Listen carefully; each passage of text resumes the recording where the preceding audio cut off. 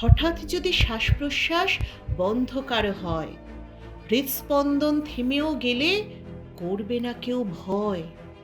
সমতলে এনে তাকে শোয়াবে চিৎ করে, কাঁধটা ঝাঁকাও সচিৎকারে, ডাকতে থাকো জোরে।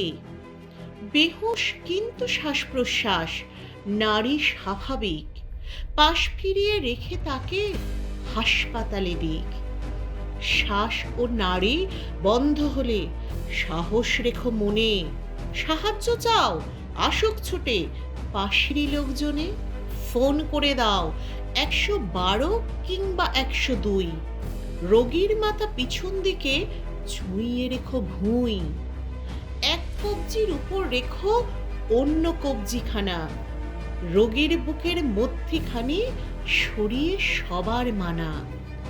1 মিনিটে 100 বার চাপ দিয়ে তার বুকে বুকটা নামাও নিচের দিকে, পাশের থেকে ঝুঁকে 2 ইঞ্চি করবে নিচু হাতটা সোজা রেখে।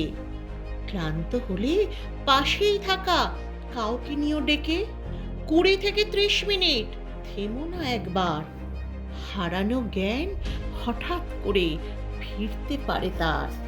জ্ঞান এলে বা না এলে হাসপাতালে পৌঁছে দিও তাকে, যেন সবাই এই ব্যায়ামে প্রাণটা বেঁচে থাকে।